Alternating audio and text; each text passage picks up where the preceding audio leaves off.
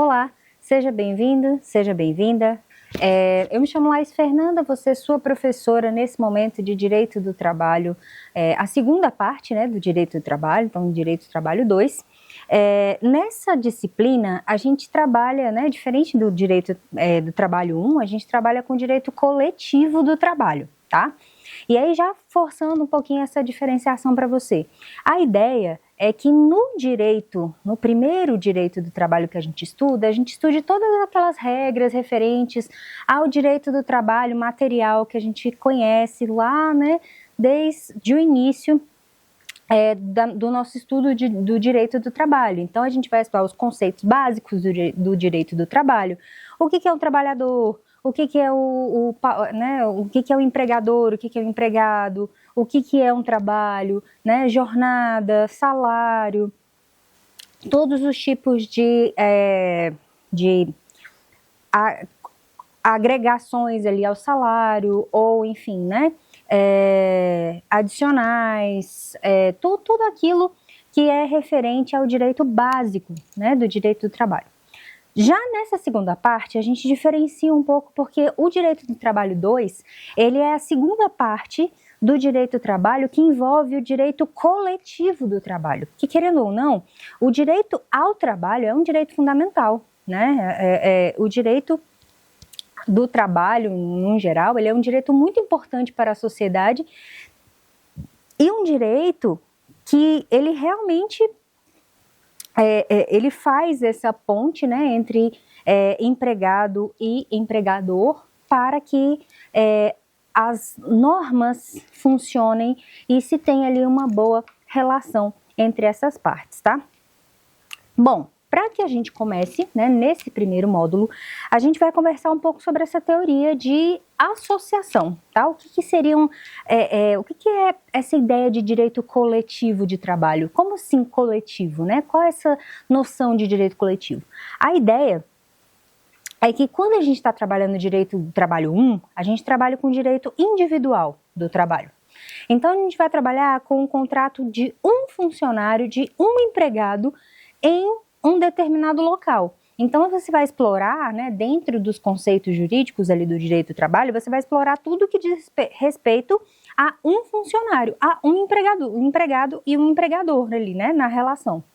Já quando a gente entra na ideia de direito coletivo, a gente entra na ideia de representação.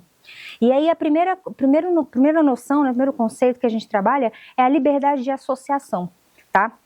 A nossa Constituição Federal, ela é muito clara lá no seu artigo 8º, sobre a liberdade de associação, tá? A liberdade de associação, ou também chamada de liberdade sindical, né, o direito que os trabalhadores, tanto os trabalhadores quanto os empregadores também, tá, deixando isso claro, têm de criarem, assim, de forma livre, as suas entidades que façam ali a negociação, que façam a intervenção, né, a interferência em contratos de trabalho, não referente a um funcionário só, mas a uma categoria no todo, tá?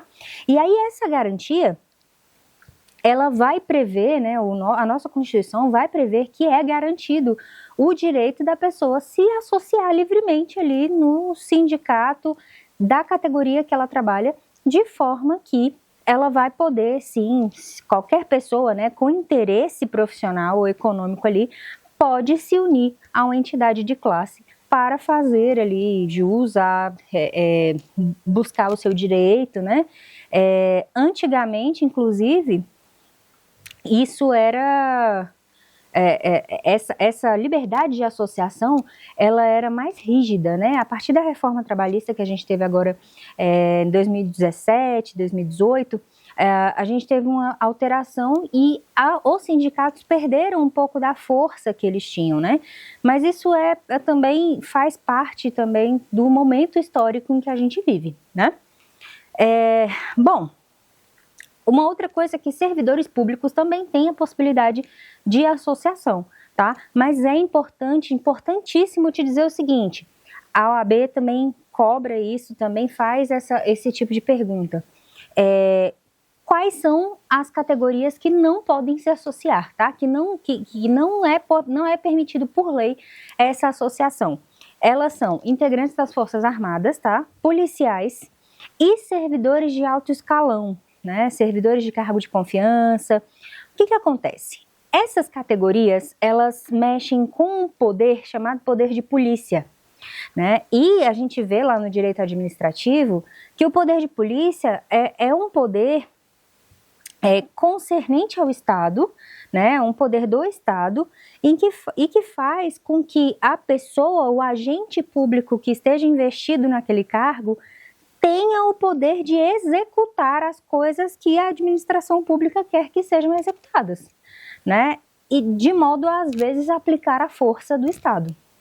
Isso significa que essas categorias, se associadas, elas podem se associar e a associação delas criar um efeito negativo para o Estado, porque né, se criaria a ideia,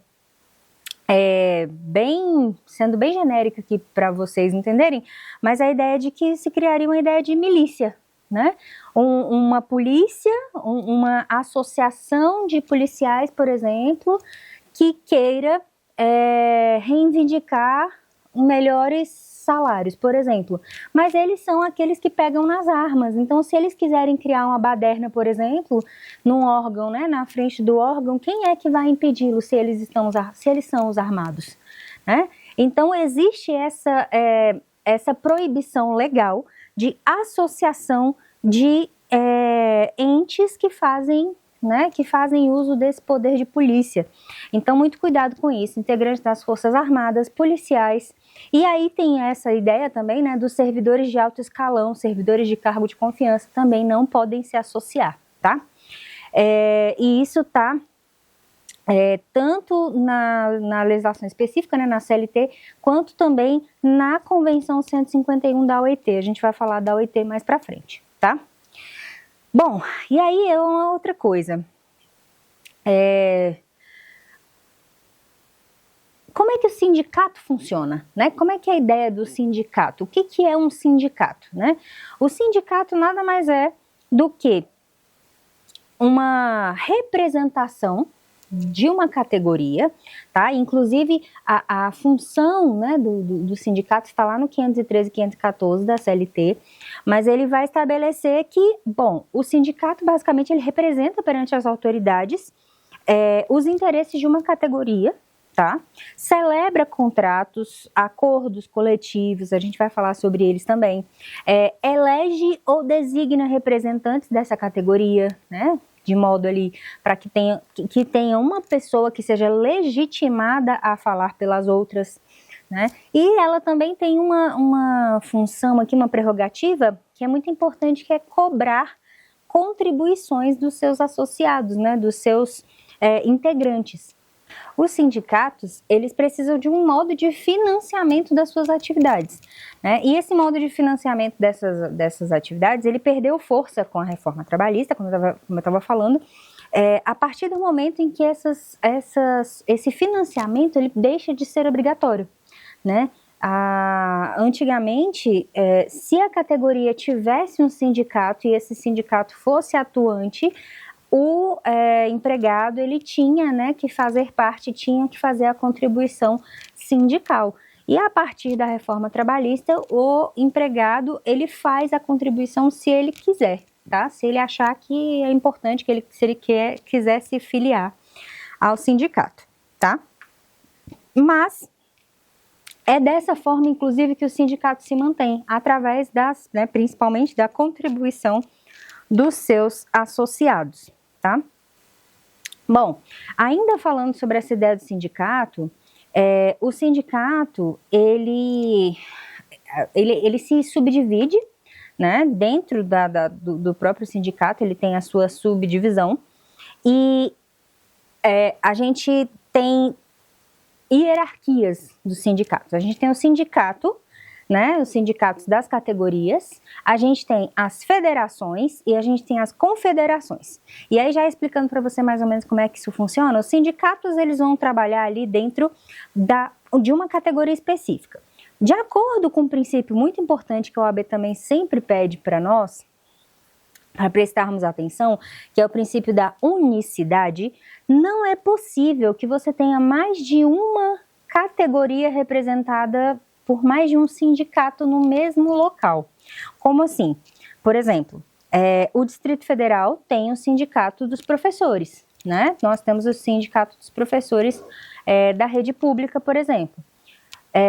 Não se pode, num determinado dia, alguém falar, vou criar outro sindicato dos professores. Dentro do Distrito Federal, esse sindicato não vai ter validade, pelo princípio da unicidade. Só se pode ter um sindicato em uma determinada área, tá? Então, isso pode variar, por exemplo, dentro dos municípios, você pode ter seções. Um sindicato pode se dividir em seções, mas ele tem de ter uma unicidade, a categoria tem de ter uma unicidade, tá? E aí o que acontece? Dentro desses sindicatos, né, os sindicatos eles vão fazer o dia a dia da categoria, e acima do sindicato a gente vai ter as federações. Já as federações, elas são a união de pelo menos 5 sindicatos de uma mesma profissão, atuando numa esfera estadual, tá?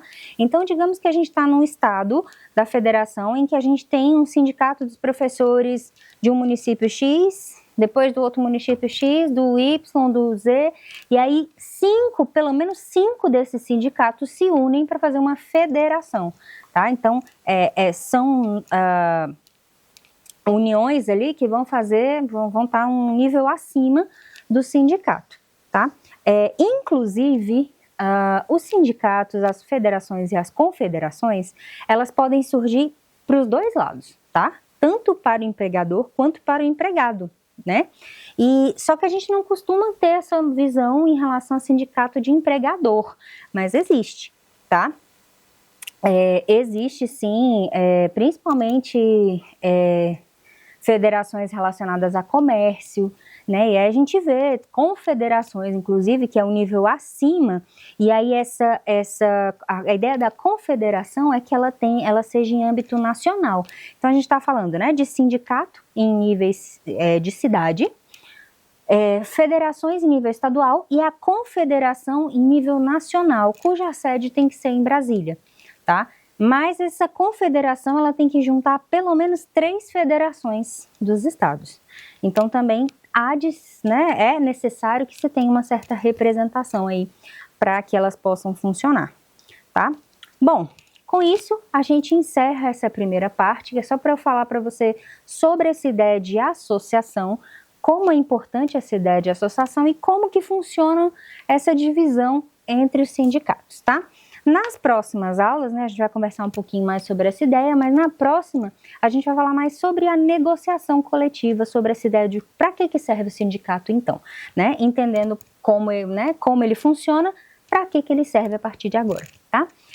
Qualquer dúvida que você tiver, entre em contato conosco pela tutoria, eu estou à disposição e até a próxima. Tchau, tchau!